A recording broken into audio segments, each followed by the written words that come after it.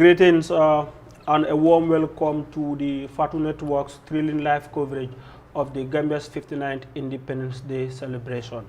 I am Mohamed Lamin Drame and I am honored to be your host as we analyze or give you insightful analysis of the Gambia's independence from 1965 to date. Of course, my guest in the studio, Dawda Balde, my colleague at the Fatu Network, and also Ibrahim Jata, a political science student at the University of the Gambia. Our lead panelist, veteran journalist Tijan Masane Sise, will be joining us from home. Unfortunately, he could not make it to the studio, but we are here. My guests are here. They are going to provide you with insightful analysis of this important day in the history of the Gambia. 59 years after our independence, are we still too dependent? 59 years as an independent country, are we living the dreams of the leaders who sacrificed, who fought to liberate this country? My guests are here. They are going to provide you with insightful analysis, like I said. Gentlemen, good morning and welcome to the Fatu Network special Independence Day celebration program. Well, thank you very much, Mr. Drame, and happy 59th anniversary to every Gambian. And it's a pleasure to once again witness this remarkable day, a day in which we will remember the men and women who fought for this day to free our country from the British colony. It was a very difficult journey, but it happens, and today we will pay tribute to all of them and then give them the respect they deserve. So happy independent anniversary to every Gambian wherever you are. That was Dawda Balde. Ibrahim, for the first time on the Fatu Network, right? Yeah, thank you very much, and thank you very much, viewers too. As alluded, my name is Ibrahim Jata. I'm a senior political science student of the University of the Gambia. It is indeed a great honor and privilege to sit on a panel of this magnitude, to delve into our history as a nation, from nationhood to what we are today.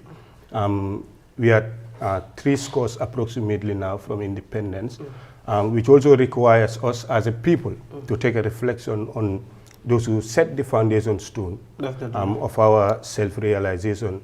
And today it is incumbent upon all of us to have that self-reflection. Thank you very much. So we are not only going to celebrate the Gambia's 59th independence, but we are also going to reflect. So, gentlemen, let me begin with this. I will ask you the same questions. What does independence means to you as a citizen? Let me start with Dawda. Well, like how the layman will understand it, independent, this is the day when you are asked, when you are informed that you are now free from being direct control under somebody. Okay. Let's say we are told. So if you are at the age of 18, if you are seeing the screen, if you are watching, if you are getting the feeds from the Makati Square, the president has just arrived at the Makati Square. You know, as usual, as traditional in the country, whenever we commemorate our Independence Day, the president will deliver a speech. It has been like this since the days of Sadauda Jawara, even though I was not born. But, you know, this has been the tradition. So during Jambia's time, the same thing, and then ever since Barrow also assumed as the president of the Republic of the Gambia, he has been delivering speeches in our Independence Day. So also, we expect him to communicate to the citizens. Probably he will talk about how far we have come as a nation, and then the prospect as we turn 59 today. So we will listen to Barrow later in the day, and then we will come back again and talk about what he said in his speech. But before then, like Dawda, you were saying about independence, what does independence means to you? Yeah, like if you ask me, independent means that now I can take decisions on my own without necessarily relying on somebody. Let's say a child, according to our laws, when you are 18 years, meaning now you have attained independence, meaning you can take decisions on your own. But you can consult people if you wish, but you can take decisions. So independence to me means a day you are free to do things, but it's a day that you also celebrate the sacrifice that you made, because imagine being under control is something that is difficult. Under the British since 1889. Exactly, and this is centuries ago. So it was in 1965 that Gambia was also free. They tell them, you know what, now you are a country of your own. Okay. We are not in charge of what happened. So what was happening is, before that was like Gambians were enslaved. Okay. Taken to Americas. This was before 18 February Exactly, before 18 February 1965.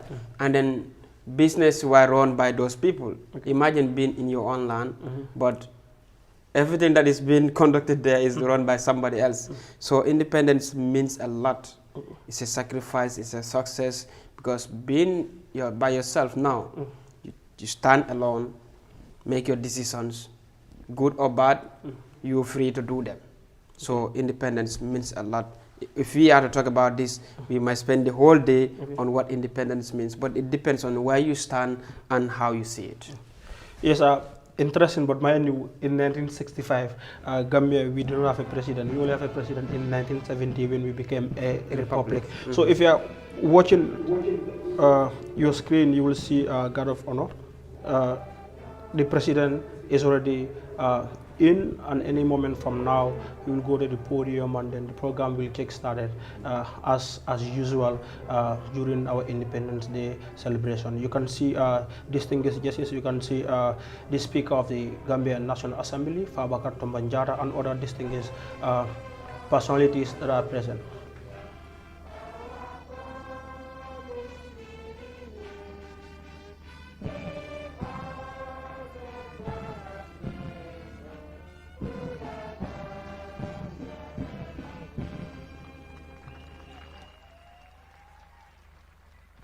The national anthem of the Gambia.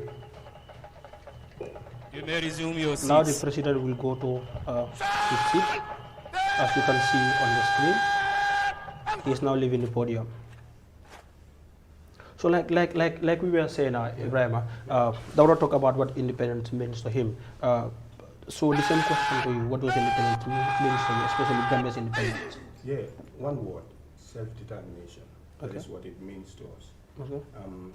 After 4 centuries of colonialism, looking into our historical evolution of colonialism all the way down to independence, Excellencies, it is worthy of celebration. Distinguished ladies and Do gentlemen. it year after year. Now we've been doing it for 59 years now. And tradition. To me, it's beyond just Before we venture into the program proper, It goes all the way commit back to ourselves 16 when Banjul was the blessed hands of Almighty God. Okay. in fact, when this Therefore, on this note, island was purchased, when may I Batak was respectfully purchased by invite the the British, Imam Ratib of it Banjul, wasn't for Alhaji colonialism, Cherno Ali that wasn't Maskar, the primary to aim lead of us the in the British. Muslim It phrase. was a strategic Imam. point for business. This was the initial argument that was posited by the British at the time. But then, in fact, in mid 19th century, around 1943 thereabout, the profitability of our country was questioned, was put to a test. That what can we offer as a nation? Because we had only two things. One crop production, that is groundnut, and the other one is they were finding it really hard to civilize the natives of this country. So it placed our country at a trajectory of a very difficult situation. But then a letter was wrote to the then Secretary of State for Colonies in Great Britain at the time. Why should he not sanction the forfeiture of our country to a French colony, or even abandon our country to a French colony? This is still on a historical evolution of how we had our self-determination as a people. When these claims were pushed to the British Secretary of State for Colonies, in fact, a commission was established to look into the realities and the facts and profits regarding the issue of whether or not to abandon the Gambia in the mid-19th century. So these were the findings of the commission. One, they argued that the Gambia is geographically located at 10 days with a steamer. A steamer is those boats that uses coal. 10 days from our seaport all the way to Liverpool. So you can see that it was easy for the transportation of goods and services from the Gambia and to Great Britain and back. So that is a good historical link. I will come back to you, but let's go back to Makati Square in Banjul and then get this. حرمة اللهم صل على سيدنا محمد الفاتح لما أغلق والقاتم لما سبق الناصر الحق بالحق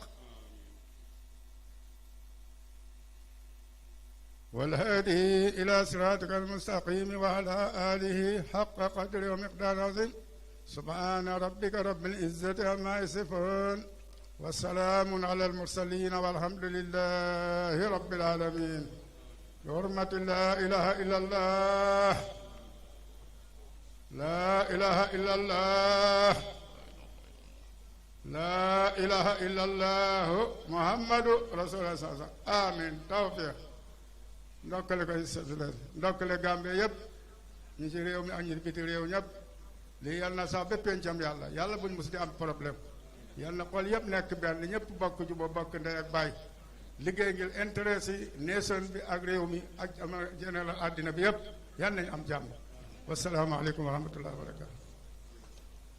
Amen, Ya Imam. May I at this juncture respectfully invite the chairman of the Christian Council or his representative, Mr. Bishop Bani Manga, to lead us in the Christian prayers. Bishop.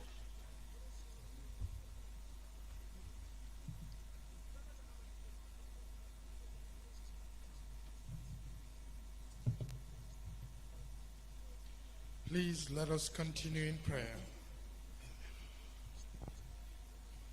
Gracious God, you who made the heavens and the earth and has created us in your own image, we thank you for the nation of the Gambia, and we thank you that we have moved from an improbable nation to a nation of red, white, blue, white, green.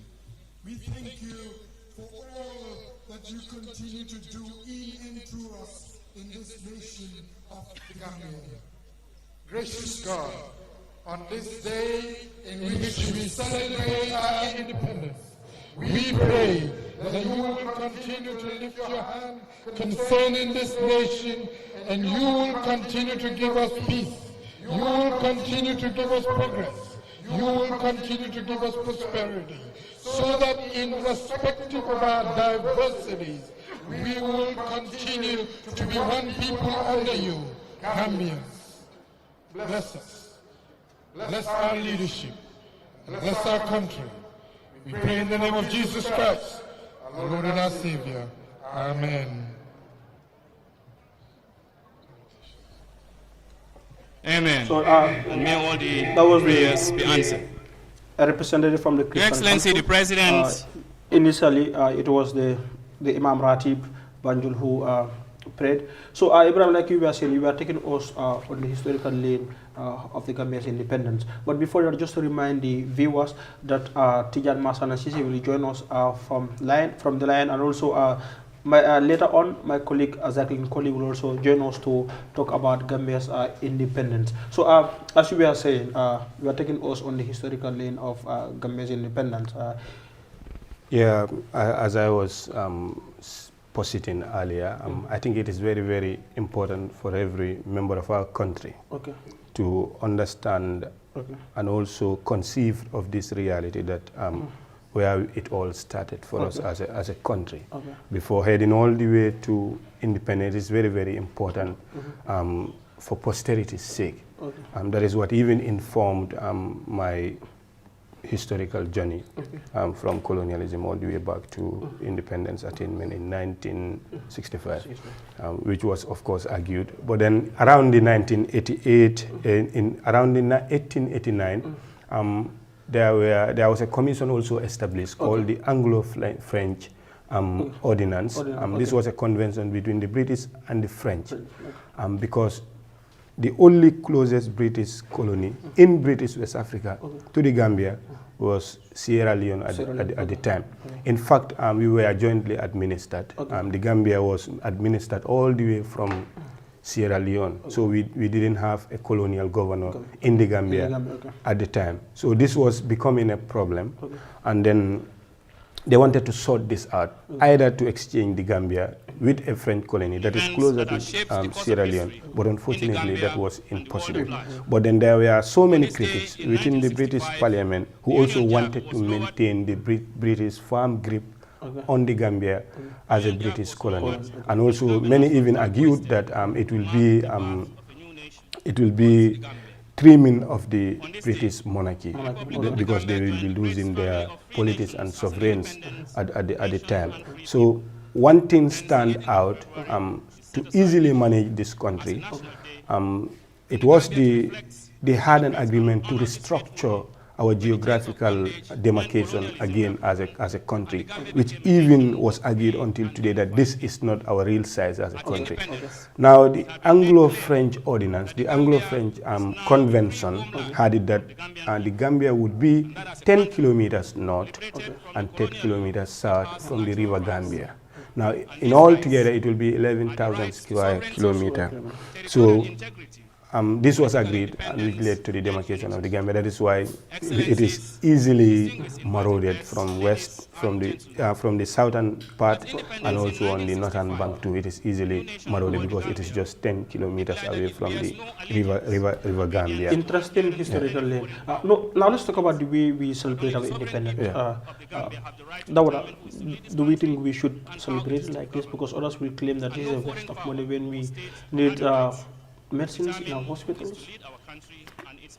Do you think this is the best way to commemorate our independence? Well, for me, I think we need to move away from this as well, because in as much as this day is very important, if you look, we still have necessities that we can use. The monies that are used to celebrate this special day is significant. We cannot say it's wasted, but also we have basic needs that are still missing. When you talk about the hospitals, we have people.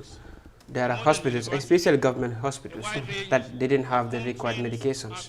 And if you go to schools, you have problems, insufficient teachers and other things. So I think in as much as the day is important, I think in 1 year or two, we can also save that money and use it. Then we will dedicate the day, instead of saying we are celebrating Independence Day, like doing it as usual. I will say let's give this money to the hospitals, equip them with medicine, so Gambians, and that day will be like, even private hospitals will be improvised to go there. People can go there and get treatment. I think that would be very good as well to celebrate this day. That is an interesting agreement. So any moment from now, we'll be speaking to Tijan Mahasan and Sise. Yes, Ibrahim, the same question. Do we think, don't you think this is the Independence Day should be more of a reflection than a celebration? Yeah, two arguments. One is psychological. Two is something that we endure as a people. In discourse of whether or not we should waste the sum of money that we are wasting on independence celebration. Psychological, historical factor would be it is a reflection on how we gain our freedom as a country when we gain our freedom. Good morning, Your Excellency.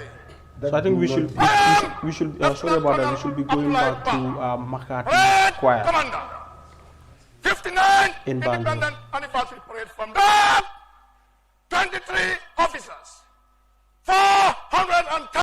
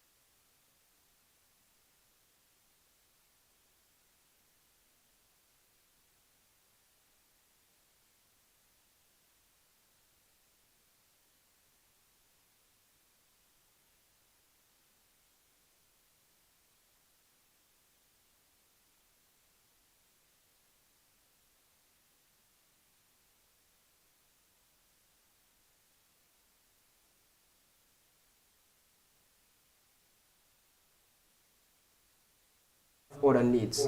It's very, very important. Okay. Yeah. So that's interesting. So what we will do now, we will start talking to Tijan Masana Sisi, who's supposed to be here with us, but unfortunately he could not make it. He is a veteran journalist. Yeah. He is a historian. I don't want to call him an encyclopedia of Gambian history, but I think he will be very, very helpful in taking us to the historical lane. Good morning, Mr. Tijan Sise.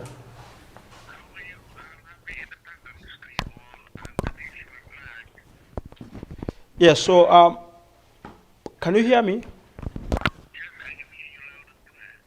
Okay. Yes. Good morning and welcome to the Fatu Network. Unfortunately, like I said, you couldn't make it to the studio, but you are still with us. Absolutely. Yeah. So, if you have been watching, my panelists have been taking me on the historical lane of our independence. But as a veteran journalist and a historian, take us through the independence struggle. When do you think this struggle started? I would think this struggle started way before the Gambia agitated for independence with the ringing of a bell in Kaur. Okay. By the father of our nation, Edward Francis Small. Okay. Edward Francis Small stood and defied a colonial order, so to speak, on New Year's Eve. And he was stationed in Kaur as a reverend, and that is where the movement actually started. However, over time, with the Renaissance movement in the Gambia moved and agitated for its independence. There were constitutional talks held in London, and called the Lancaster House talks. And it is important on a day like this to recall those gallant men and the one woman who represented civil society, Rachel Palmer. Today we should recall and remember, of course, Alaji Sadauda Kairaba Jawara, Pierre Sarnjai, Aman Soli Kanji, and many more. Actually, we still have Alaji Modu Kadicham with us, who was also there, Keba Walipun. The Gambia agitated for its independence then. Of course, eyebrows were raised in the international political arena because some cynics did say it would not be a viable political entity. Others went to the extent of dubbing the Gambia the birth of an improbable nation. Yes. But Alaji Sadauda did say, and I quote, "The Gambia, though small, may not be able to offer a lot in material terms, but will be able to demonstrate to the world how a group of people with different ethnic origins and religious backgrounds can live together in peace and harmony," unquote. And that has been the foundation of our democracy. The Gambia has been known as a nation of peace and tranquility. I recall today the very statement that the Duke of Kent, who was representing Her Majesty the Queen at Makati Square, said, and I quote, "I have it in command of Her Majesty the Queen to hand over the constitutional instruments embodying the Gambia's independence to you." Alaji Sadauda in reply did say, "Independence is not the proverbial availability of milk and honey. We will have to work together in unison to move this nation," and thus Tensito was born. This is a day of reflection. It is a day that we look back and take stock of the progress of our nation. It is a day when we recall the sobriety of independence. It is a day that we recall and reflect and remember the many people that have worked tirelessly to move this nation forward. Sir, they may not be forgotten in our history. We can go down the line, there were many. But these were men who gave their all to this nation. Wait, Uncle, these are people that I believe they should never die. They may be gone, but their names should still be fresh in our history. The people are the likes of Edward Francis Small, whom at least a hospital has been named after him, but the likes of Louis Tomasi, who designed our national flag. When you come to our national anthem, our coat of arms, these are people that many people don't know. Don't you think people like these people, you know, at least something should be built and named after them, or should be named after them? I do agree. Of course, you just touched on the coat of arms. It was designed by a man named René Potin. Okay. Our national anthem was written by Virginia Howe, who was the wife of Jeremy Howe, a British expert who worked at the Ministry of Lands at the time. And her husband Jeremy actually put it to music. It was derived from a traditional song for the Kabadumbuya.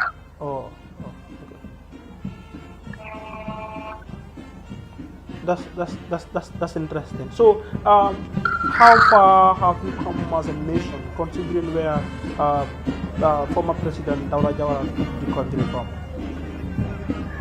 Well, like Alaji Dawda said, there are challenges in nation building. And indeed, we have come a long way. We have come a long way in many facets. Of course, much more work remains to be done. But it takes a whole nation to build a nation. And it is my conviction that the Gambian people will always remember that the common denominator that binds us all is the Republic of the Gambia. And we will work in unison as enshrined in our national anthem to move this nation forward. Uncle, I want to put you on the spot here. There are certain group of people who believe that the Gambia actually gained its independence in 1917 instead of 1965. But the argument is that in 1965, even though Gambia gained its independence, but we did not have a president.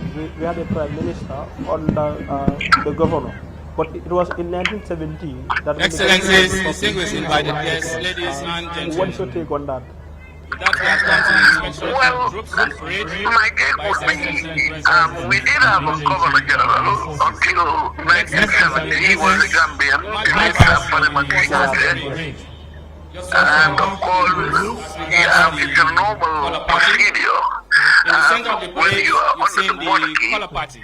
And the senior colors, that's the national went to a referendum flag that it of the was Gambia time and the Gambia to Armed Forces manage our flag. own affairs. You may also observe that during the in inspection by His 1970, Excellency the President, we became a fully fledged republic. And Alaji Sadauda became the first president. We must also be cognizant of the fact that we were still under the monarchy until 1970. Exactly. And a famous quote I remember, the late Alaji Mansour Njai, a Radio Gambian great, will always say, doomi réew mi dañ jël li nga xam ne mooy seen coobare ci réew mi daaka taxawaay gi nga xam ne moom la ko noppa yu weex yi taxaw woon jël seen cër ci réew mi jaarale ko ci manko ak yoon ba indi réew mi fi mu nekk nii, unquote. That was Alaji Mansour Njai, one of the greatest of all time when we talk Gambian broadcasting. And of course, I will want to add also that in 1965, when the man from Farafenye lowered that Union Jack as McCarthy Square, the great legendary Sidi Jammeh had the call. And if I go into history, Sidi did say, for the first time, the Union Jack is being lowered, and the red, white, blue, and green flag goes up, and the Gambia national anthem is being played for the first time.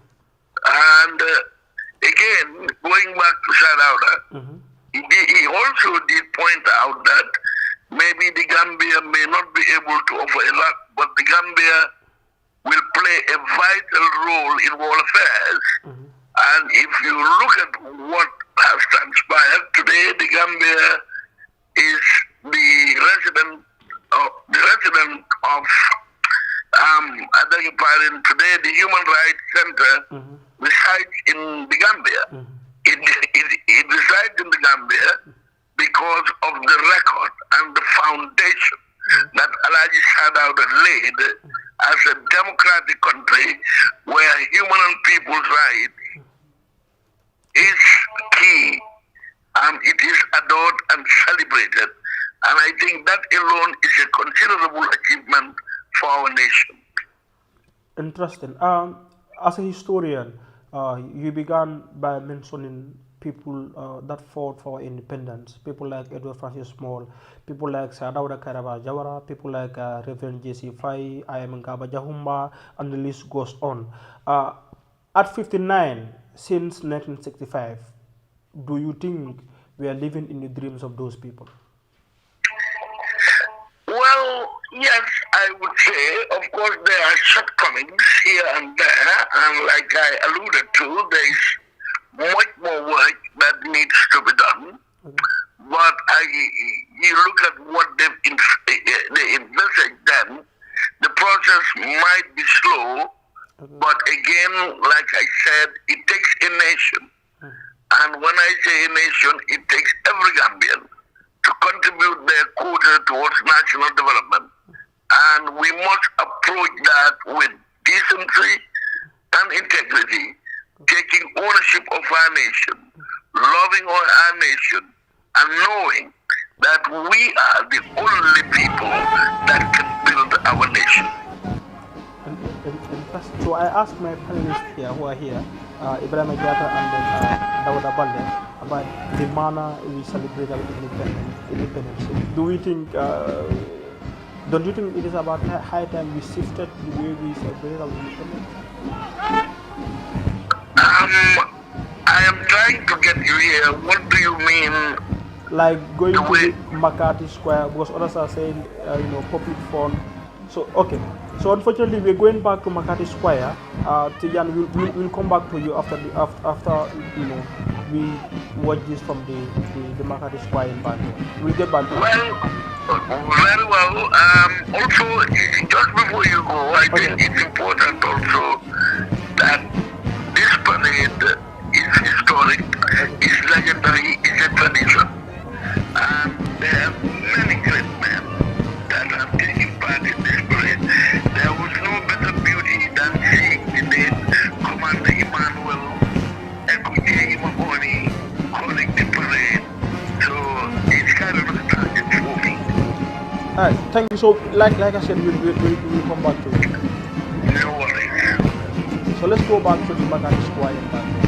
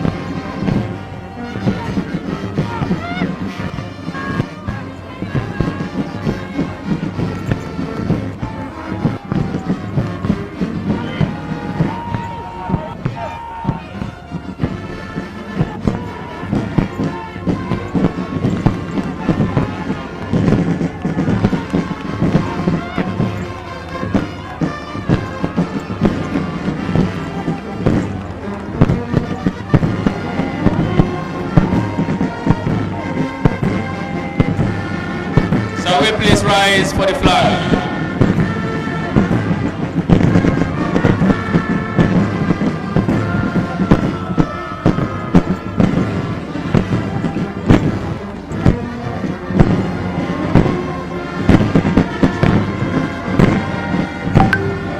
So we please rise for the flag.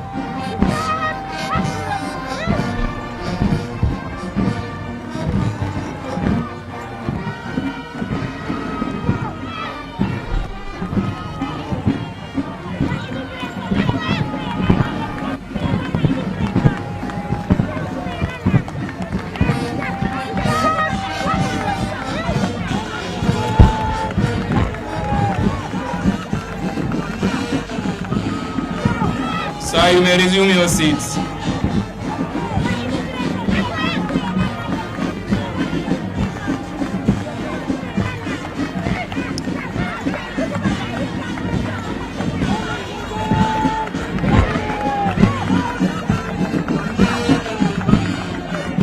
Sir, you may resume your seats.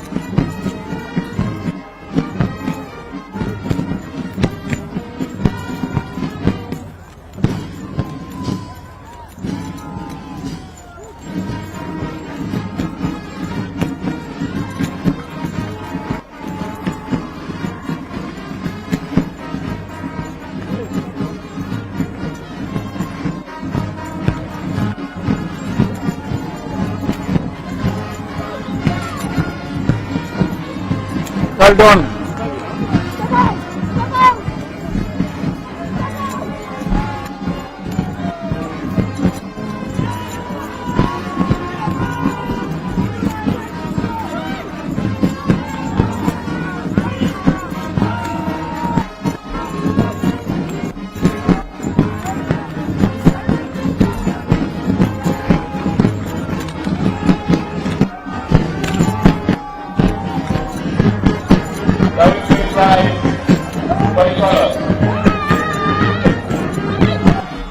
Ini kok obrolan kita selalu mana?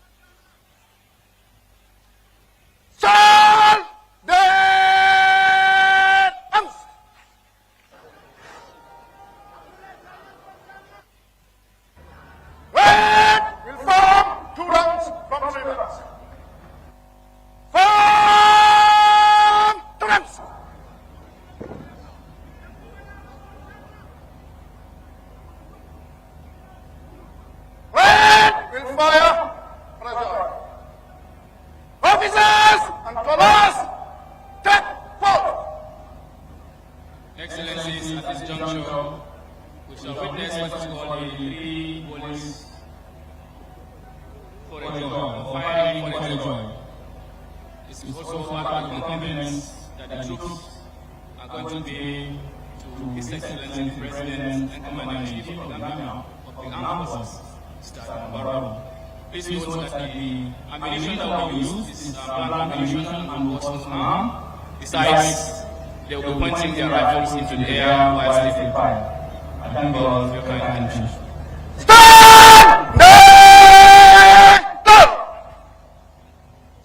And anytime they fire, there will be a rendition of the national anthem, so it is expected that we rise to pay compliments. Thank you.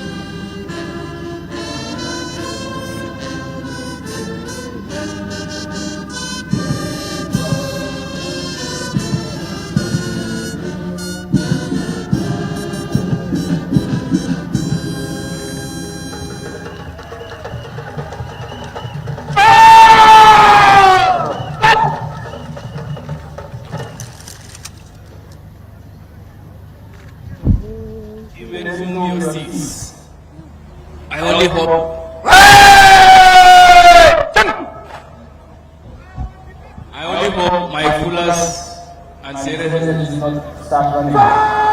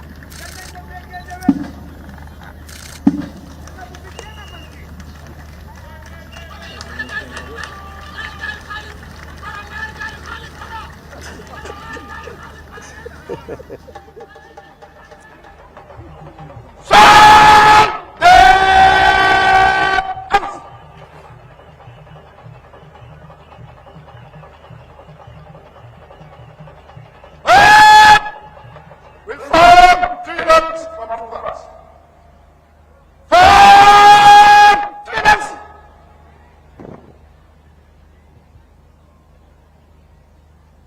Officers and colors, we take part.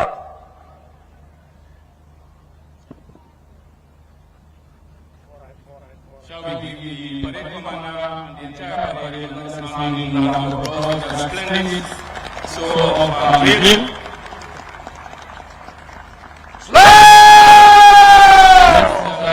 National anthem.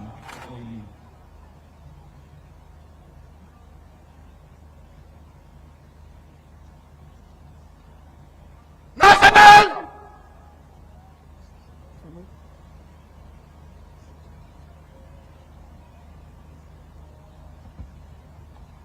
National! Salute! Present! Police aɓe sornoɓe e ɗum ɗon fof ko tawagol rek e juurade e yaade o nani fere woni ɗo o tolli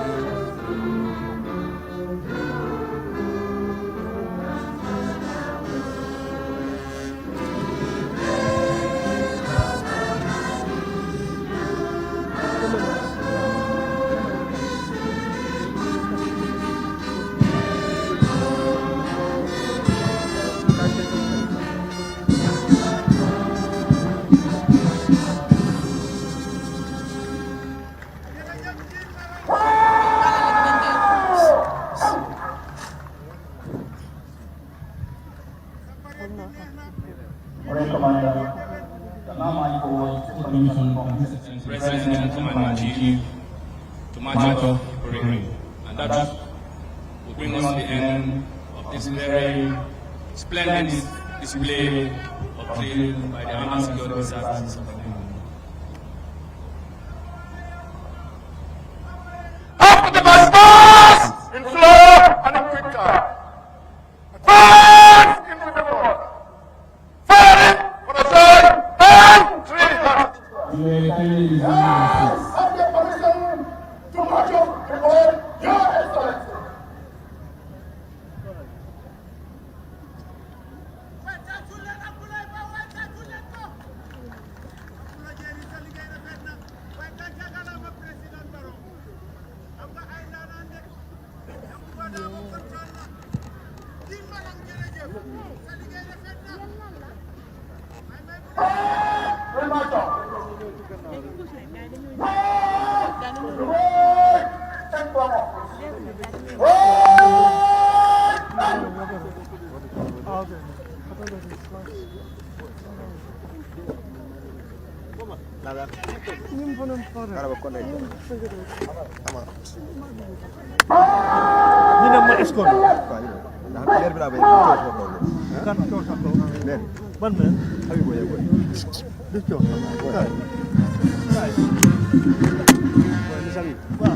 Gambian ni yana ponno ka posa karna gomarna Gambian ni nya yana ponno ko jaman inter ni ma do jaman palle semen ta katar no kamma jaman palle ngagar ne ko nan tino ko dikke ma na hida bari nan to o nyana kundo sa kundo ba ka kundo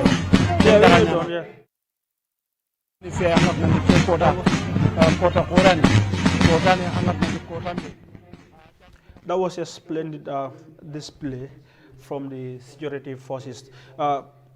Until today, this is the part I enjoy most in the Independence Day celebration. It is quite lovely. So we'll come back to the studio after watching that splendid display of march from the Makati Square in Banjul. Before heading to the Makati Square in Banjul, we were speaking to Tijan Masane Sise, who took us on the historical lane of our independence struggle from the 1920s, where he started mentioning Edward Francis Small. He talked about the issue that happened in Kaur, in Balangar, the Balangar incident, the independence struggle, the Lancaster, the likes of Reverend J.C. Fay, Ayab Gaba Jahumba, Sadawda Jawara, and he even called, some part of Sadawda Karaba Jawara's speech in 18 February 1965. He's a historian. He's well versed in Gambian history. But let's just talk about what I asked him about certain people, those that fought for our independence, those that sacrificed to liberate us from colonialism. Yes, a hospital has been named after Edward Francis Small, but there are people who sacrificed for this country, but they're all forgotten. Don't you think, it is high time we started naming certain institutions after these people, the likes of the guy who composed our national anthem, the Gambian national flag, Tomasi and others. These are people that should be remembered always in our history. Yeah, I like the fact that the wagon, the wagon of knowledge, the veteran journalist argued about those who were in the forefront during our independence struggle. The issue of independence on the sub-region itself was a wave. When African states determined that they were going to request their independence from their colonies, the idea was conceived by many of the Africans who were of the African inclination. So the likes of Reverend J.C. Fay, P.S. Njai, were not even in the Gambia at the time because they were educated in Britain, in the West. So this was happening in other parts of this sub-region, that many of their learned citizens were going all the way back home to fight for their independence. Now this was why the likes of Reverend J.C. Fay, Gaba Jahumpa, and then how to call it, P.S. Njai all came back to also aid in the struggle towards independence. And they were schooled in the land of our colonial masters. So this is another positive impact of colonialism. Yeah, that is, colonialism also has its lapses, but then also there are also success stories about colonialism too. But then Sadawda Kairaba Jawara, who was also educated at the Achimota College and also later on went to Glasgow, he was also educated in Glasgow, was also around, not a politician, but a vet doing a veterinary's work. An individual who taught the land and bread of the country to vaccinate cows and animals. In fact, in one of his autobiography, he argued that there is no cow in this country that did not know him. He, before 1961-62, the idea of independence was conceived, but we were having colonial in the elections, about of representation. But by the time we only had parties that are within the urban Gambia. So this was what empowered the PPP in the first place, because it was more or less a rural party. So in 1960, we had a security pact with Senegal because independence was looming. Independence was looming. So the person that would lead the parliamentary elections at the time, who would become the prime minister, would had to lead the independence negotiations in Marlborough House at the time. So it happened that Sadawda Kairaba Jawara, who was very, very cordial with the natives of the rural Gambia, was the leader, was approached to lead the PP, the People's Progressive Party. I think initially it was a protectorate party. So it was people, because they wanted it to have a national identity, but it was protectorate People's Party. So they do not want to limit the party's efficacy in the rural Gambia alone. That is what made it the People's Progressive Party. So he was, in fact, this was his problem with the likes of P.S. Njai and Edward Francis. I think he was one time education minister and he resigned. Yeah, he said he was not. They said, according to them, they argued that he wasn't even a politician. It was only leadership for him. To him, leadership was in their blood. So, but these were met with resistant statements that to P.S. Njai and the likes, that these were tribal remarks. So that died down easily. So around 1962, when the Duke of Essex visited the Gambia at the time to discuss, to look into the role of size, our size as a small nation state, and to further the discussions of independence proper. This was in February. It happened in February, but elections were to happen on 3rd May 1962 of the same year. So when elections happened on May, and the People's Progressive Party won 18 seats in Parliament. So the likes of Edward Francis Small and P.S. Njai were playing politics to delay the issue of independence discussions proper, because at the time it was the PPP that had 18 seats in Parliament. So they had the Prime Minister and they were to lead the independence negotiations in Marlborough House. But then this was an argument. This is in fact where the argument of whether or not we were really independent. In 65 or not, this is where it happened. So in 65, in 64, 65, when the independence negotiations were happening in Marlborough House, in fact, we were offered by the British Parliament that whether or not they let our leaders forgo the idea of independence itself, let them embrace to be an extension of Great Britain. Yeah, that was an offer on the table too. That we would have been, I would say, this was where they messed, because I would want to be a British man now. Definitely. If you can roll back the clock. Yeah, this was an offer made to become an extension of Great Britain. But really, this is where P.S. Njai's argument also was justified, that Sadauda never wanted anything other than leadership. He refused that too. They wanted to merge the Gambia to Senegal too, but this was also disregarded because Senegal is a French colony. Senegal really wanted us to be its 8th province.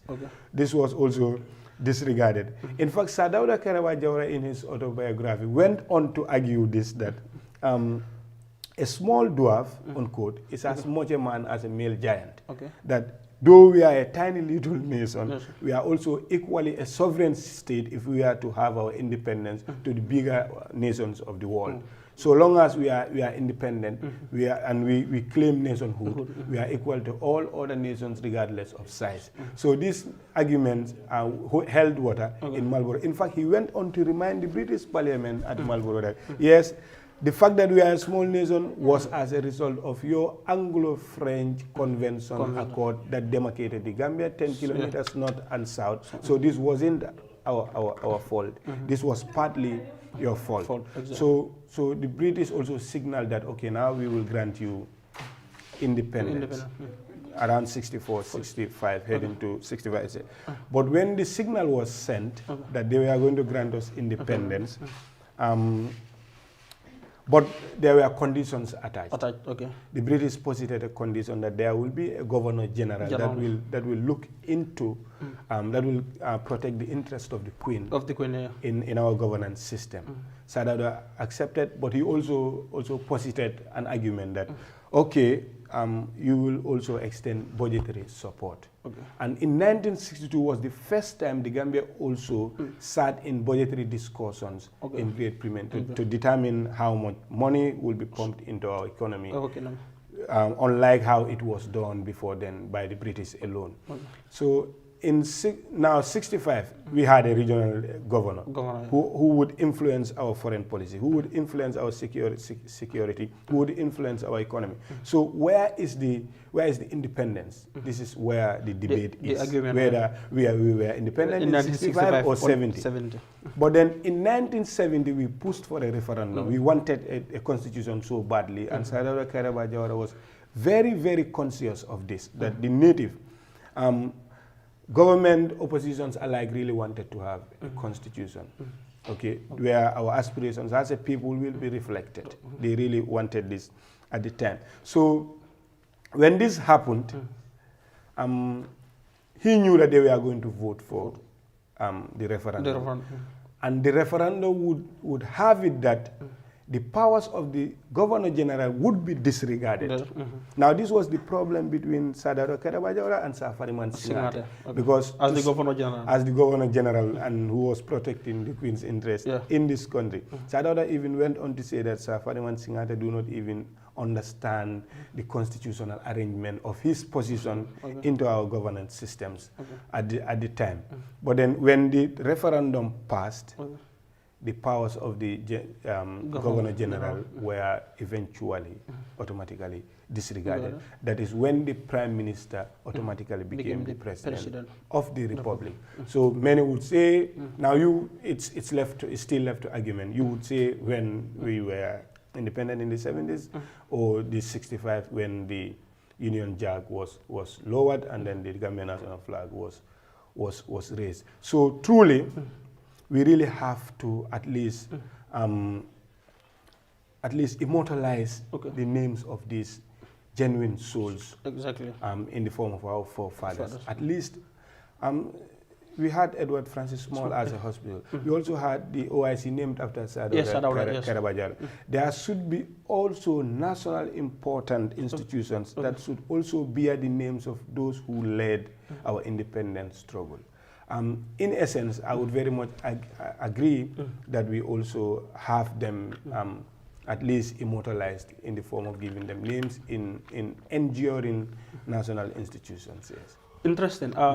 You talk about the year that Gambia gained Republican status. This was 24 April 1970. So interestingly, 24 April is still not observed in this country as a public holiday. That is very interesting. A day as important as 24 April in our history. Yeah, really, it's a very significant day, and it's the day when we gained Republic in 1970, and it's a day like Mr. Baji has said already, Jata has said already. I think is the day should be observed as a public holiday, because this was the day we gained Republic. Yes, and up to this day, we have not seen anywhere that this day is being observed as public holiday. I saw it in this draft.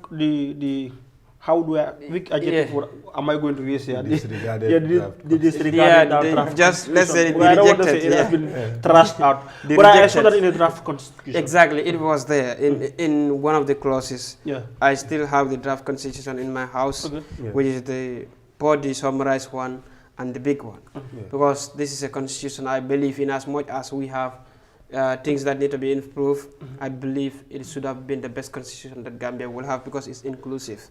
Again, April, this very day is important as Gambians, and I still am urging the authorities to let's consider this. It's never too late.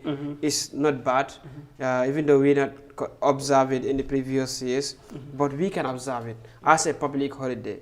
Also to give people the chance to rest home and find more about this special day. Because when you are at work every time, you're busy, perhaps you don't have time to check on things like that. But this is a special day. Definitely. It's a day we gain Republic. Definitely. Like from 1965 to 1970, there was a debate whether we are independent or not. But in 1970, it was confirmed that Gambia is a sovereign state. We have our constitution. And our own president. And then our own president, which was elected by Gambians. I think this is a significant day that even history will tell you that it deserves and it's qualified to be observed as a public holiday in the dear motherland, which is the Gambia. Yeah. So, Ibrahim talk about the process that led to our independence. You talk about what happened, the elections, the conferences, we have JC5, Persan Jai, Sadaura Karaba, Jawara. Now, these people, they fought for independence for a reason, right? Are we living the dreams of these people? Do you think if Edward Francis Small, JC5, I'm Gaba Jahumba, if they were to wake up today, do you think they will be happy with the way the country is? I think one of the things I will say, we are independent, but economically, are we? And all these people. But others will tell you no country is fully independent. If we are going to get independence. Exactly. But then again, it doesn't matter for how long it has been observed. Okay. You can still wake up one day and change how it was done. You cannot call yesterday today. Definitely. But you can amend the mistake you made yesterday, today, and move on. So these people fought. Firstly, they were not fighting for independence, but economic liberation. Because back in centuries, businesses were run by the Europeans and the British in our homeland. But they were ruling Gambians, they were ruling us, yeah. But these great men that, like the Edward Francis, Reverend Jesse Fay and others, they established newspapers that were fighting for economic liberation. And these were people with business minded. They want to get the share of the cake. Imagine you are in your house, but whatever business is running there, you are not in charge. How do you feel? Jealousy comes in.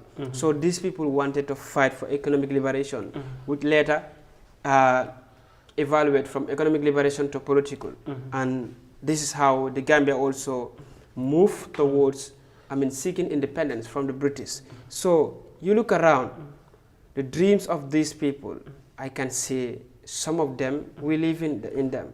Okay. But some, we are not. If Edward Francis Small should come back today and take to the podium, definitely you will hear some disappointing revelations. Because there is this famous quote about Edward Francis Small, no taxation without proper representation. Exactly. This is what I'm saying. And if you look, Gambia is a tax-based country. Sometimes you go around, I feel like, come on, I don't think the right thing is put into the purpose. Okay. You go around the villages, politicians are telling people indirectly that if you don't vote for me, no development for you. Hence, they are the government. But they are paying tax. Interesting. So, taxpayers' money is not for fun. If you are paying tax, you deserve development, whether you are with the government or the opposition. But this is where the problems comes in with the politicians. They will tell you, if you don't vote for me, the opposition cannot do anything for you. But these people are paying tax. I think those are just political connotations. Exactly, and this is rooted in people's mindset now. But this is African politics for you. Politicians will do whatever they could to make sure they entice voters. Exactly. To this vote is why newspapers also in the day, because now we are witnessing the evaluation of news media. Before we have newspapers, perhaps only few have access to these newspapers, because history has taught us that newspaper business started in the Gambia back in 1871. 1871? Exactly. Interesting. So when Bato's time was established. And these are okay, so let's go back to the Makati Square, because the President of the Republic of the Gambia, President Adam Barrow, is about to address the nation. Honorable Speaker of the National Assembly, my Lord the Chief Justice, honorable members of Cabinet and the National Assembly, Lord Mayors of Banjul and Kanifing Municipality, regional governors, members of the Diplomatic and Consular Corps, representatives of international organizations and partners, political party leaders, government officials and service chiefs, community and religious leaders, fellow Gambians, boys and girls. Proudly and closely bound as a nation, we have come together once again, as we do every year, to commemorate our beloved country's attainment of political independence on 18 February 1965.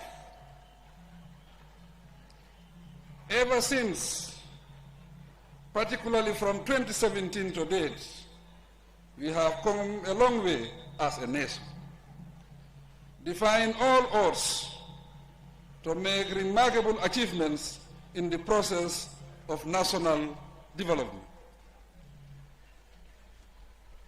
In fact, the successes we registered since I assumed office as president 7 years ago are spectacularly phenomenal, tangible and undeniable.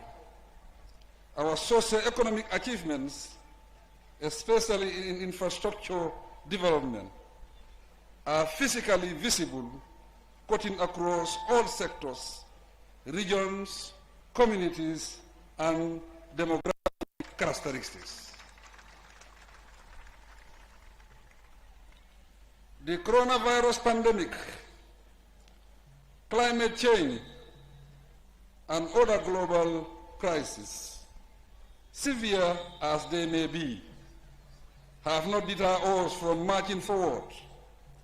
Rather, we continue to make progress in a turbulent world of ever-increasing and unforeseen unrest, leading to instability in every corner of the globe. These notwithstanding, we must continually seek solutions to all possible challenges ever before the touch. In light of the upheavals, fears and threats within the sub-region and beyond, we must endeavor to educate our people and inspire them to remain steadfast in safeguarding the nation, contributing to its progress, and helping to secure the peace and stability we so lovingly enjoy as Gambians.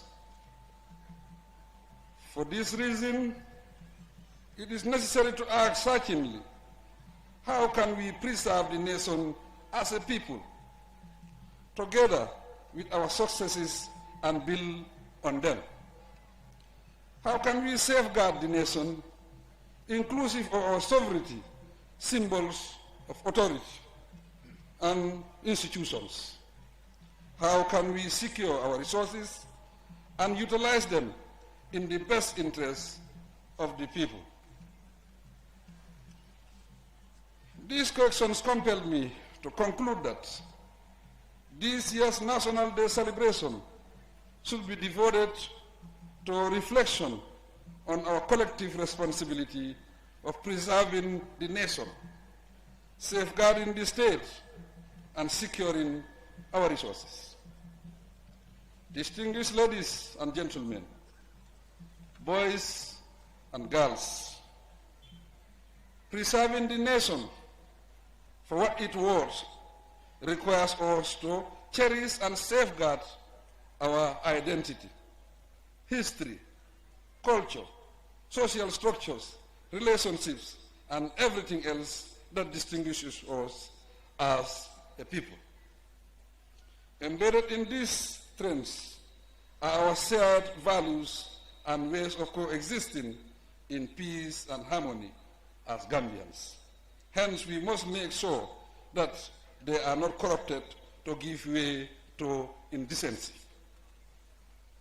To succeed in this national endeavor, the government we choose to manage our affairs, the constitution and the laws that regulate behavior, the institutions that provide services, and the territorial boundaries that define our land surface must be at the heart of whatever we do.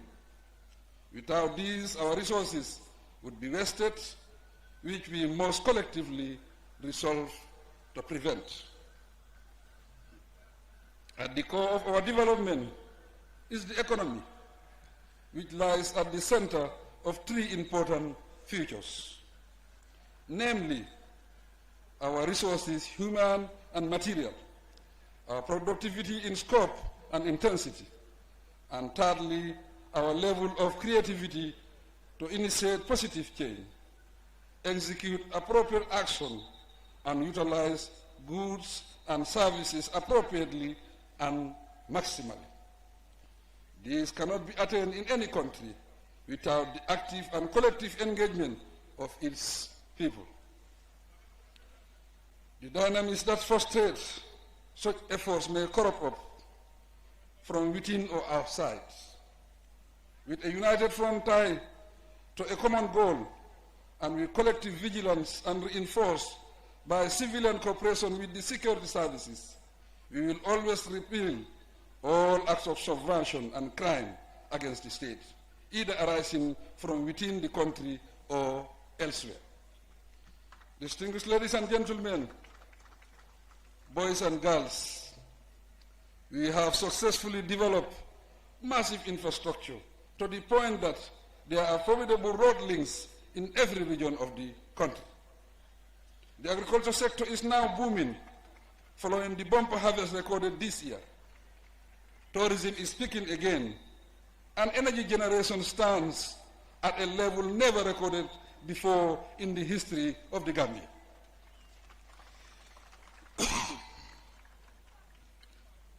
The expansion in education and health services is prominent, and my government continues to receive positive feedback in all areas of development. We are fully aware, nonetheless, that development is a never-ending process. As a result, we will continue to work hard and invite all Gambian citizens and supporters to come on board and be part of the national bandwagon to fly the Gambian flag much higher. These flags, the collective responsibilities that lie on every one of us.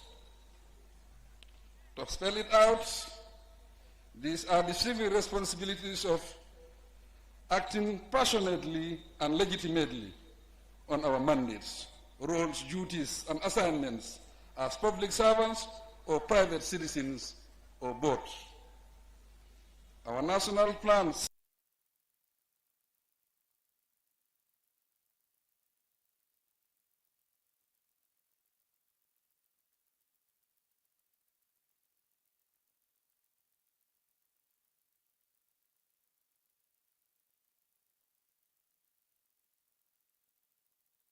Yes, so sorry about that. We lost connection from our feeder team at the Makati Square in Banjul. But the president was speaking. We'll talk about what the president said. But first, I have to welcome my colleague Jacqueline Coley, who has been away. I suggest further that such teams, the program. just for formal and informal discussions, special Independence including Day. engagements in educational and non-educational institutions, joining in this platform, to feed into the public discourse on our collective response. All right, so I think we should be going back to the Makati Square in Banjul to complete the president's speech. The ultimate goal of all such engagement must, however, rest on the attainment of our development targets and objectives.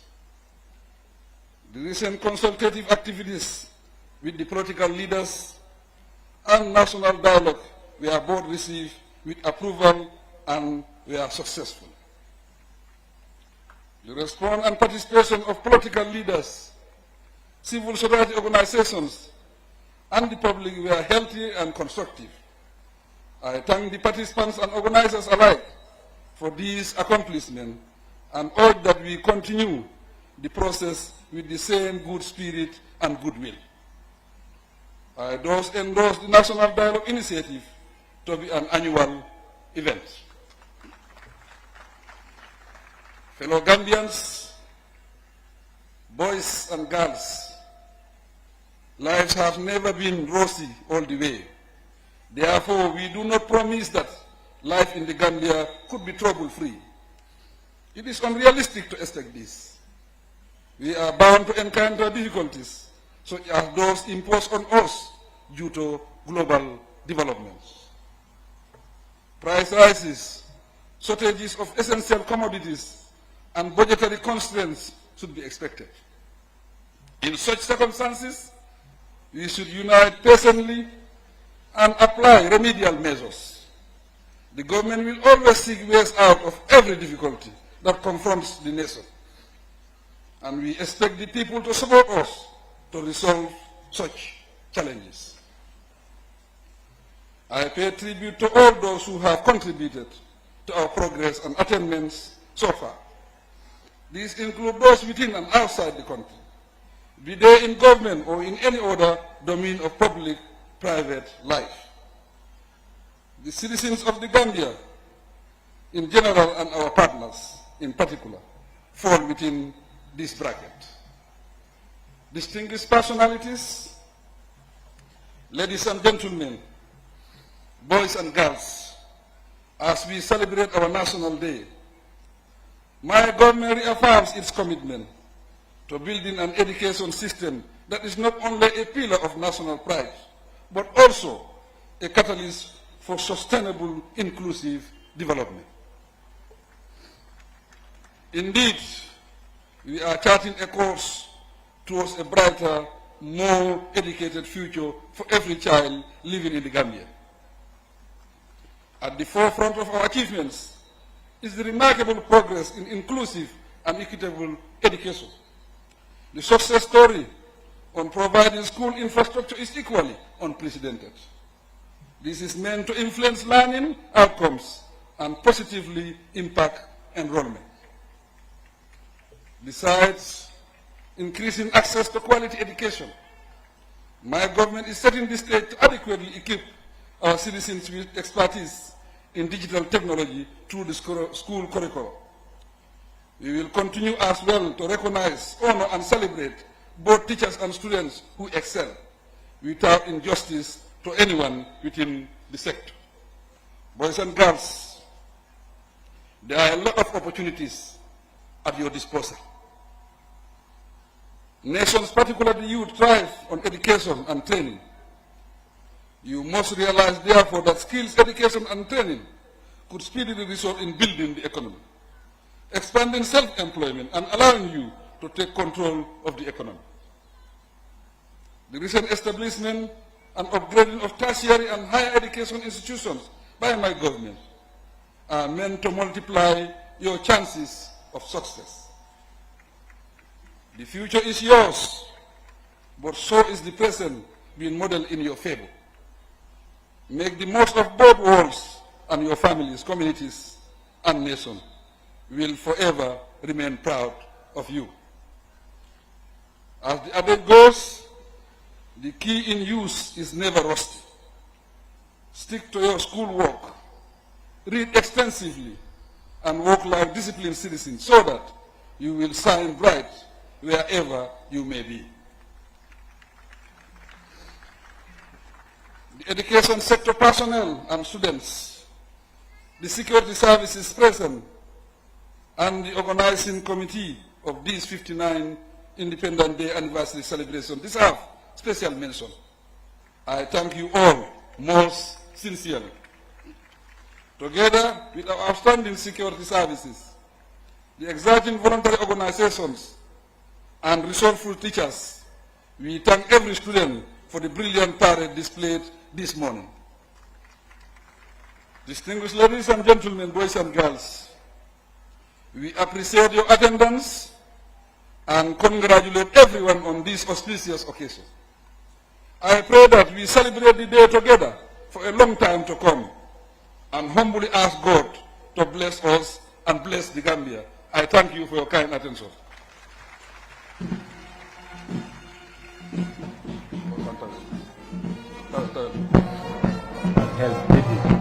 You also said nothing about housing. We are going to Independence Anniversary. Of the Gambia, Borough, as usual, day of February in this country. Since 2017, the President will gather citizens where he spoke at the Makati Square in Banjul. Lumman sabon na tariku no kono lumo men kummayata kanyil lumo si wolom 18 February 1965 nyaaje nganyim kumofo mo may yalon ko tuwa le mara kabo Angleterre forcé o kan keke jongoti sanyi keme jama ninna ba mol so meye te wasidi e kelo ke fojo ya julo kundu dan kamato wolom 18 February 1965 mamira mobe kun soto la men tambi dawol o bulum balti na lungol ko niajan ko wala kumada niaje iko president sa dawda kairaba jawara ni 18 february 1965 wala o sa niaje iko president yaya jammi ni 18 february 1965 wala sa niaje iko president adama baro ni 18 february 1965 wala sa oto lunku malo ñin niamoy ko Central Bank of the Gambia iko Chief of Defense Staff of the Gambia mune o sabu ñin lungole a sabu wara ñim lunku ma bat bari no Gambian ko tentula mbe jura la fana mbe ni mbara kata ko men be keda ka 1965 ani bitem mbe mel ni mbara nak me alon ko te lekada jarinte woltinu ye kelo ko yarandel mawlu fo Gambia nata fansoto wol kono president sa dawda kairaba jawa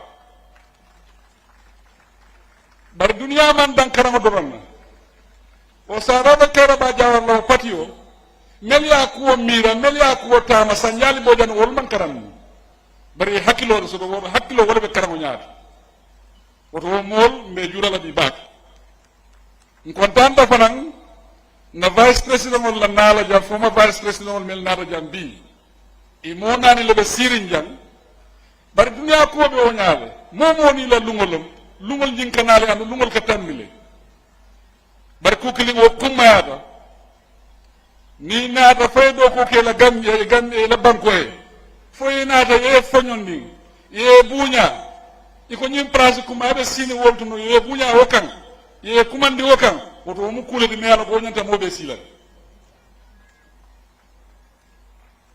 nde president baro men be lori njambi nin duata lu wolu nga duwa nyinnale na president ya bankairo kono nga muru nga ken former president of the Republic of the Gambia nga tara sini nyim banko kan nga na sinyi mabe bla yento kumandi as former president of the Republic nga wala duwa bunya balon wayri moman fisia modi nyim banko ngam bele kanyanda nyim banko bele tamu nyim banko bari wati de sur la mo dandan wala de la nyaato ngol be banko tamandi 1965 president Jawara be lora jallumben ya ran dawlu de ngati sabadron ne soto jumaya amira num ka fogo bi 59 years ndele be lora janka ke Gambia la president mo amira num barakit zawal woto ndebran tabe tambilale modo na lo jang ay telefon na history bari lafta ni history ni be fala ke history ni ñaari mbati ay ken na legacy woto mbafala Gambian ko be nga ñil lu ko ma ne lu ñu suida mbonga mabe mbenga jura mbenga kontan ñinandu musanji tan lulu amin konondo bari jari de kala sanji tan woroniti natara hadama di wotara faye sanji tan woro si amunta ko sa nyanta dogo kala foye pension woto na banko wala sanji tan woro abe sila netsia woto afrodale a keba yata fa afroda dulado mi ala nyanta pension non bari yalo banko de pension na bari labita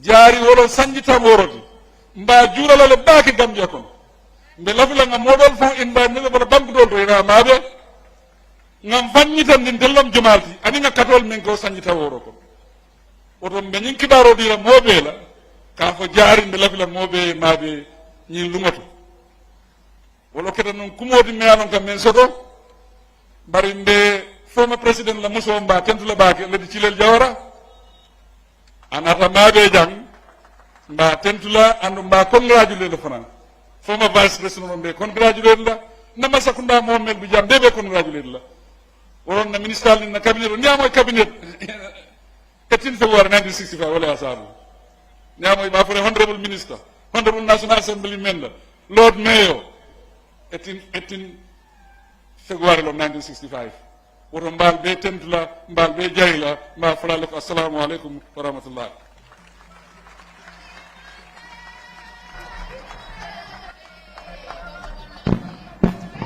There you heard the President of the Republic of the Gambia, President Adama Barrow, delivering his independence address to Yeah, that was the President of the Republic of the Gambia, His Excellency President Adama Barrow. He delivered his first speech in English, and then from there he used Mandinka to communicate to, of course, citizens who may not have the privilege to understand what he said in English. Jacqueline, you heard from the President. This has been a tradition now. Every 18th day of February, the President will go to this place and then deliver a speech. He said a lot of things in his speech. What do you make out of his speech today? Rather is what I didn't hear. Okay. Because, to be honest, we did not get clearly some of the parts he was in because we lost connection. Yeah, exactly. But I was expecting him to talk about migration, irregular migration. I was expecting him to talk about our health system. I was expecting him to talk about our social cohesion. You know, I was expecting him to talk about, you know, all of the, you know, criminalities happening, because we've seen a lot of these things happening in the Gambia right now, and he did not talk about any of them. And I'm a little bit disappointed at the speech that he delivered, to be honest, if you ask me. Yeah, because take a look at migration. A lot of youths are leaving the country today because they are discouraged. And he talked about, you know, something like skills that could boost, you know, the system. But why are people leaving? He even said young people, they have a lot of opportunities in the country. But if there are a lot of opportunities, like he said, why are our young people leaving the country? I think you should know answers to this question. So the answer is very visible, that if you see young people risking their life, even before embarking on this journey, it is very clear that it is a risky journey, but they still embark on the journey. That is because they lost hope in this country. Interesting. So, Ibrahim, how about you? Jacqueline said she is disappointed.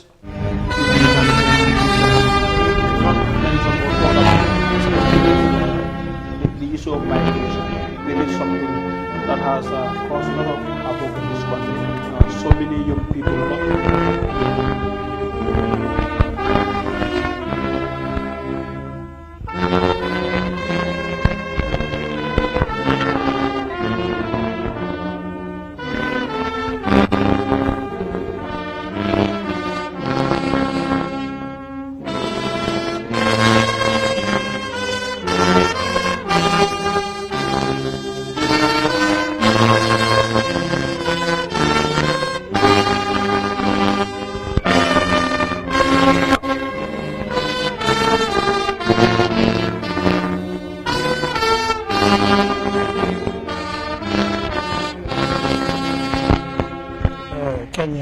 national anthem nasmana jamangume kenen His Excellency President of the Republic ay sagen lagi tawram mutu anta dalana our problems as a nation, the problems that we are facing as a nation. He said he is very, very much conscious and aware of climate change, but then somehow in agriculture he argued that we had a bumper harvest that has never ever been recorded in this country before, which is very, very contradictory.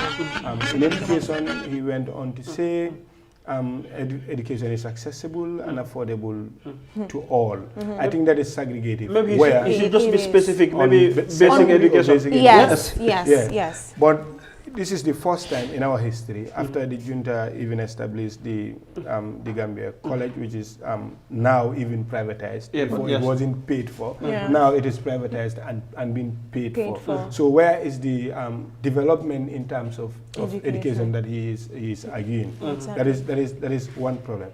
Politically, he just mentioned that which of recent. This is what we call the recency effect. You are just informing our thoughts on what just recently happened. That is the national dialogue. It happened. It has never happened ever before. For the first time in our history, he made a promise that it is going to happen in subsequent he said years. He wants it to be annual.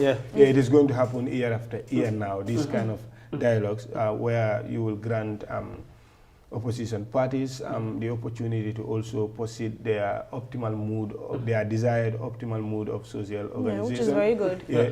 Which is very, very welcoming. But then, for me, I have a question mark with regard to this national dialogue. After the dialogue, what do we make out of the dialogue? Exactly. That is the question. What stood out to be positive in the dialogue? Have we really taken a thorough assessment of the dialogue yet before we are concluding that it is a success. This is not a time. It just ended a day or two ago, and today he stands here on Independence Day, labeling the national dialogue as a success, and it is going to happen concurrently. Now to security. He said he's going to strengthen security. How? How is he going to strengthen security? He didn't even specify whether it is domestic or external security. Is it the interior or maybe the Ministry of Defense? Now that we are seeing youth delinquency everywhere, not even youth delinquency. Delinquency has no sex, no gender, no age now in this country. Now we feel so insecure than ever before.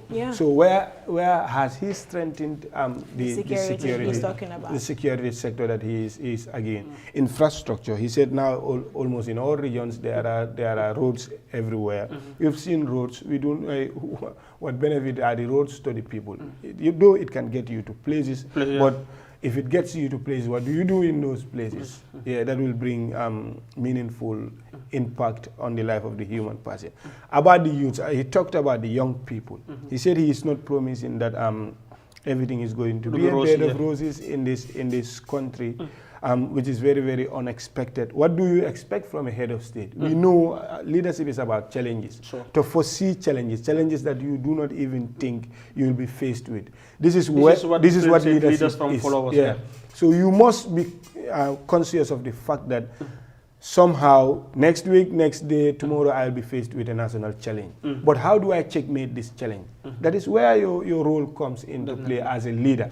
We do not expect him to tell us that let's not expect that everything is going to be nice. Of course, we want everything to be nice. This 11,000 square kilometers for crying out loud. In fact, we do not register 1 million voters the past election. We are not up to 2.5 million people. No leader, not him, but in our history, had an excuse to even develop this country. So I think, as Jacqueline argued, it is to some extent very, very, very disappointing. We were expecting more. We do not even expect a brief statement or a speech or what have you. We expected more from our head of state, given the problems that or the ruins that we've walked out of as a nation. More was expected, but unfortunately it was below expectation for me. Certainly, the rate of unemployment in the country is rising. We have so many tertiary institutions in the country. He talks about opportunities that young people have in this country, but he didn't talk about, what his government is doing in creating not only, employment for these young people, but gainful employment for the young people in this country. Yeah, and if you take a look at things that he has been saying, that his government has been creating employment for the youths. Man, to be honest, I doubt that employment is really being created for the youths. Because if you take a look at the population, those that are unemployed is more than the number that is employed. But the numbers that they keep saying that they employ keeps on increasing. Yet so many youths, the number of unemployed youths still remains stagnant. So it doubts me. Invest into, tertiary institutions, TVET, vocational skills education is very, very important. Learn a skill and then it will help you employ other people as well. But how many tertiary skills centers do we have in the country that will, train, for example, I'm not saying it should happen, but I'm just giving what I think should happen. In these skill centers, tell me if I'm making sense. Train students, and after that, at least give them something to start up something. And then maybe they might, a loan or something that they will pay, after when the business has developed. To be honest, that's my opinion I think the Ministry of Youth and Sports, I think through they've been doing that to young people. Has that project not ended? No, but I think it's yearly. I think 20 young people. So there was a time I was listening to the agreement at the National Assembly. Even the National Assembly member for Kiawe said supporting only 20 young people in the Gambia. He said that is too much. said it's too much. Yeah, sorry, he said that is too small. Rather, yeah, he said that is too small. So he encouraged the Minister of Youth and Sport to pump a lot of money in the development of young people, because that is the only way we can prevent this, mass migration of young people to the back way. That brings me back to the discussions you had earlier today. That is, if celebrating the independence, pumping millions into celebration is worth it. The money can be used, diverted into something meaningful like this. So, we have so many ways to help develop, but I think the money is not being channeled the right way. It's not being invested in the right places. If the right investments are made, I think we will move forward as a nation. Interesting. He talks about the education sector, especially tertiary education. Now, when you look at the current Minister of Higher Education, that is Science and Technology, he has been making a shift in our tertiary education system. He's putting more emphasis on TFN, that is technical and vocational education, because I think right now the Minister of Higher Education created TFN centers, I think in most of the regions. Not long ago, they went to Fonyi, I think something like in Biam. They opened one, and then there is one in we have University of Engineering as well, which is a Tibet university. So I think that is what he is referring to. They are doing well, in fact, in functional education. But a lot has to be done. We talk about the issue of unemployment. When you look at young people that are embarking on this perilous journey, the difference between those that are employed and those that are unemployed, the difference is not much. But Gambia, we have so many people might be employed, but are they gainfully employed? I have seen soldiers, I have seen teachers, I have seen nurses, I have seen university students who embark on this perilous journey, because we have employment, but we don't have gainful employment in this country. What do you think, in your opinion, as a political science student, the government should do in creating gainful employment for young people in this country? Yeah, about employment, it is in the open that it's a buzzword for the state now. Everybody would say, we are creating employment, but there is a high disparity between the statistics that the government or the state posits and the real issue on the social level about employment. There's a huge disparity. In fact, they promised that they were going to create 150,000 jobs. How many have they created before? You cannot drive the issue of employment and unemployment with just statistics alone. You cannot just stand and call on a number. Now, if you ask those who make the claims, those that are tasked to husband our affairs as a country, you made this claim years ago that you are going to create 150,000 jobs. How many have you created? At what sectors have you employed people? Now, in fact, is your employment merit-based? Is the person that you are employing in a particular place has what it takes to man that particular place? These are all factors we need to look into when we are talking about employment. I'm a young person, and I am very well into young people's issues, but I think I am in a better position to speak for the young people. Exactly. Yes. You cannot be up there and you say for so to speak for the young people. That is not how it is done. In fact, I think we need to restructure this whole issue of employment.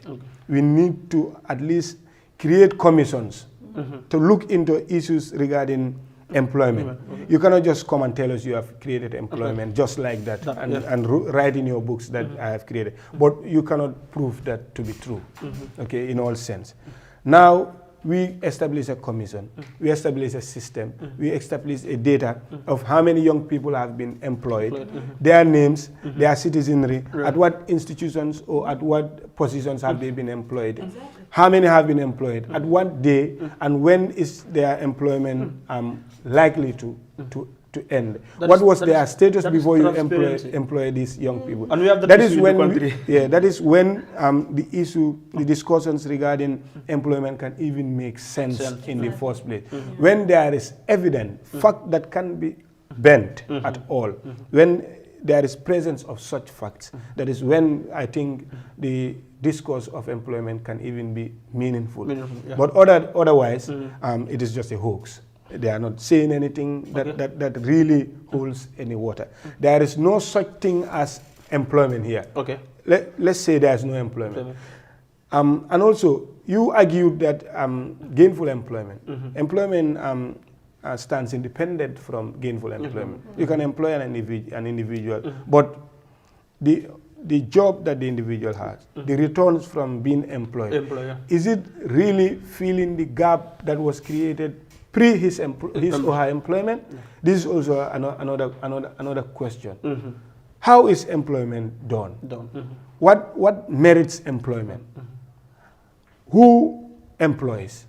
Why do you employ? What are the criteria for employment? These are all questions left unanswered. You don't just come and tell us, I have created employment. How? When?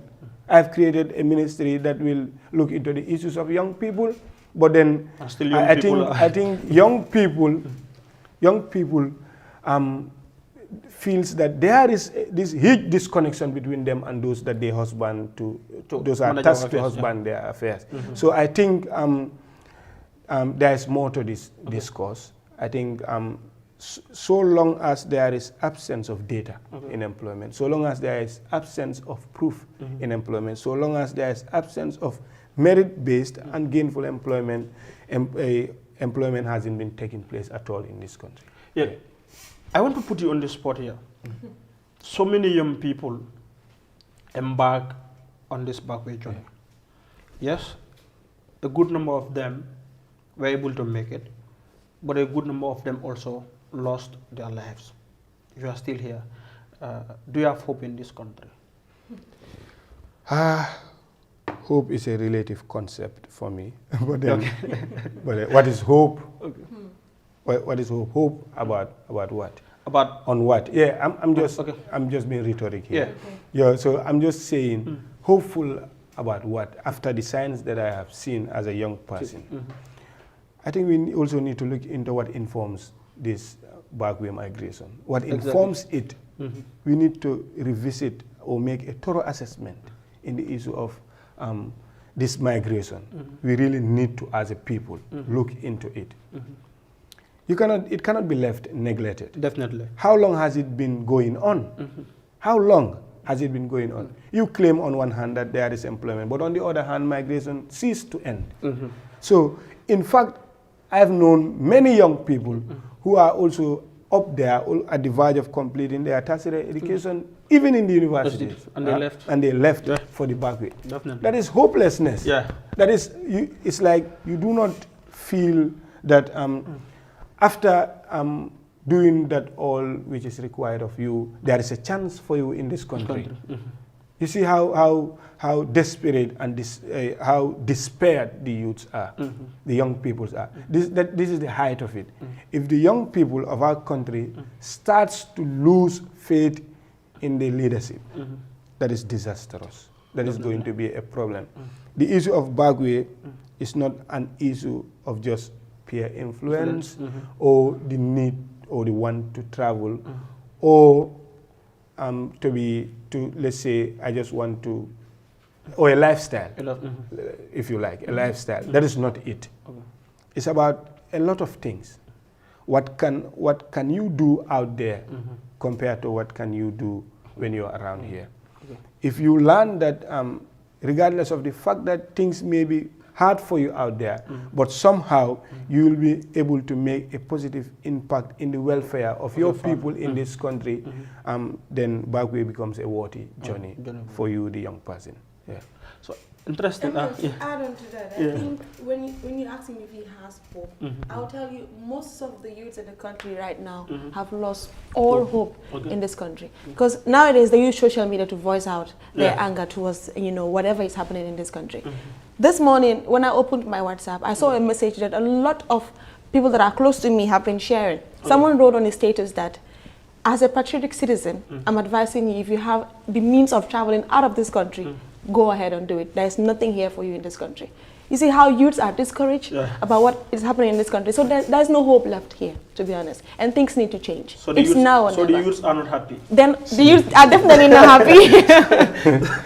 The youths are definitely not happy, to be honest. Definitely not happy. So, and he was really making sense, to be honest. I think he needs to come back to the Fact Network because he's really a man of wisdom. Yes, that is why I decided to invite him here. You know, I know he was not going to disappoint, and then he's doing as expected. Definitely. Yeah. The issue of national dialogue.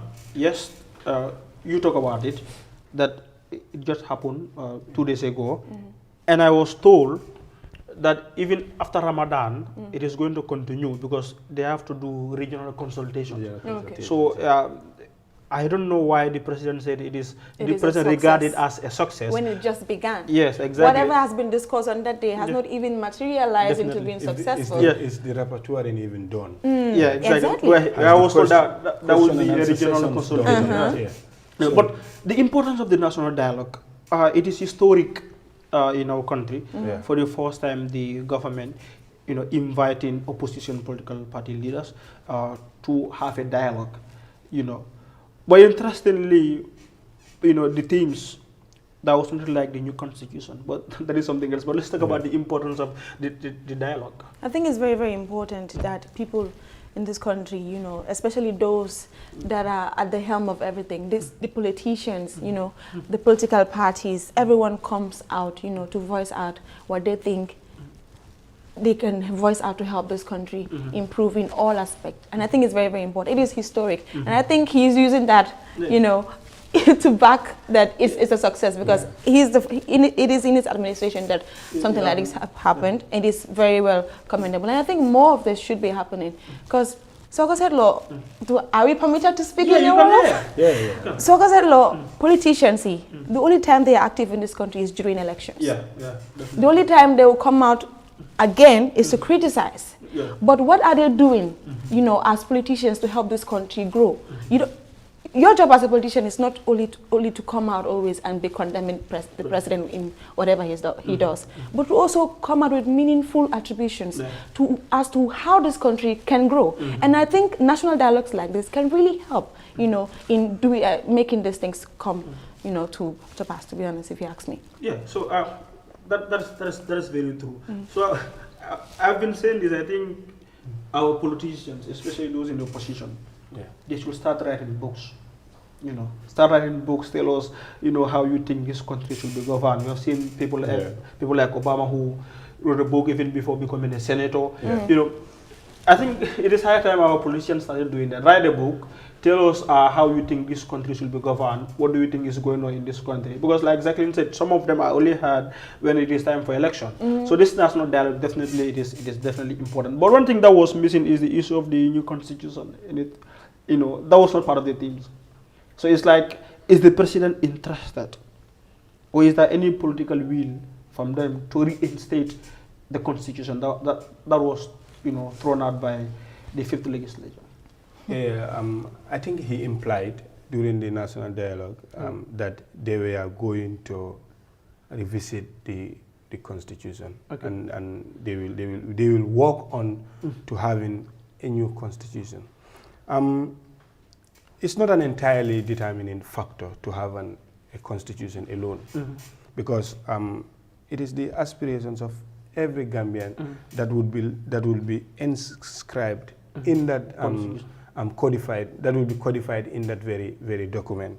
So I think let us just revisit the constitution that we had.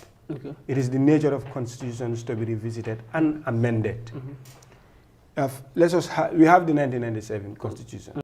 We can still, this is a personal perspective, you can still visit the constitution and look into laws that do not match or favor the current state of things. Repeal them. Have new laws into the constitution again that will reflect our current realities and the current realities of the globe going in an extra version. Okay? If this is done, it will, on one hand, it will save us cost as a nation, unlike what it did to the one that has been disregarded. Monies lost, and people's aspirations shattered, and people's dreams subdued and suppressed. So I think, as an individual, I think before we even have a new constitution, let us revisit the one we have. It is not all bad. Let us welcome consultations.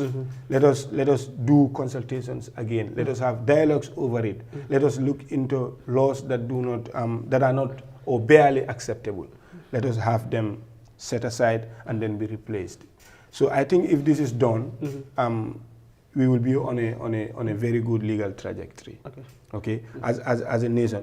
But other than that, I have heard the president say this, that they were going to look into having a new constitution, which is very, very a welcome remark.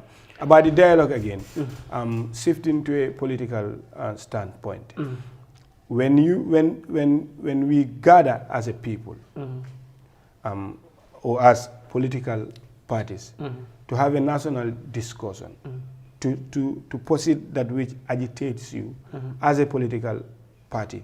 I think what is important of the opposition, what is expected of the opposition, is to bring forward our contemporary national problems that the state is negligent of. This is where you inform the thoughts of the state that this is your lapses, this is what you are not paying attention to, and this is the implications of that ignorance. So would you not look into this or try to address this or try to adjust on this? If that happens, development is taking place because we are taking a step towards something important, something that is affecting our lives as a people. This is how a dialogue should be. In fact, it should not last a week or two. In fact, there should be a month, okay? Disregard the nationwide tour that the state does. Replace it with a national dialogue. It can take 3 weeks or a month at most. We can talk about our country for an entire month. Its problems, a year would not end it to be talked about. Let's use that month and disregard the nationwide tour. Let us replace the nationwide tour with the national dialogue. Let it happen an entire month. All people from all sorts of walks of life, let them be invited, from the provincial Gambia all the way to the urban Gambia. Let us have meaningful discussions in the absence of emotions. Let us take our national problems head on as a people. Let us discuss them as a people. Let us work on to checkmate our national contemporary problems. This is how I expect dialogues to go about. Unlike the ones I've had, oppositions, instead of positing our interests as a people, they were busy talking about their, or even driving the entire discourse to profit their own partisan agendas, which is not the case. Why would you come to a national dialogue asking for a level playing field? Okay, when you have ideological differences. Exactly, who would give you a level playing field when your ideologies stands in opposition? That is not why it's a waste of time and waste of energy. You don't tell us, let us go and combat hate speech. You do not have control over people's emotions. Yes, definitely. So whatever people feel like saying, something triggered that. And you should not be there to say or qualify one utterance or another to be hate speech or not. Our problem as a nation is not a spiritual problem. And we do not need the Messiah to come here and solve these problems. So it is the people that can only solve the problems that they are faced with. Our problems are not spiritual. Yes, exactly, just to wrap up, but let me ask you this question. Are you expecting anything different after the national dialogue? Of course, I'm expecting a lot to change. I'm expecting, how things have been dealt with at the upper level to change. I'm expecting politicians to change the way they do things, and do it at a better space. I'm expecting that our security problems be addressed, even though the president did not mention much about that. We've seen so many killings. Yeah. Today, especially recently. Recently, just a few days ago, a British national was the dead body was the found. Dead body was found. Forex Bureau, the chance girl stabbed to death. So many happenings in the country, and these things will instill fear on us, especially people that are vulnerable. Or it might be me tomorrow. What do I need to do to save myself? If the security personnel are not doing what they're supposed to do to safeguard this country. But we need to talk about these things. Yeah, these things need to be talked about. I can remember that there was a day a colleague, a camera operator, she asked the police PRO in a low voice, "Are we safe in this country?" Exactly. So you can see fear in her, that we are not really safe. Yeah. So like you said, the Minister of Interior, should definitely work on, the issue of security in this country, because we have to be safe. We have to be safe. So, gentleman, lady, so I will not say gentlemen. Thank you so very much, Ibrahim Jatta, for joining us today to talk about the Gambia's independence. You definitely you did justice to what we've discussed, and then we really thank you so much for coming. Jacqueline, just as usual, she's a star. She is one of our hardworking staffs here. So thank you so very much, Jacqueline, for joining us. Ongul Tijan Masane Sise did not come, but he joined us from his base in Lamen. Dauda Balde was here earlier on, but he left. So viewers, thank you so very much for being with us all this while to commemorate the Gambia's 59th Independence Day celebration. I've been your host, Mohammed Lamin Dram. Until then, keep following the Gambia's biggest online news outlet, the Fatu Network.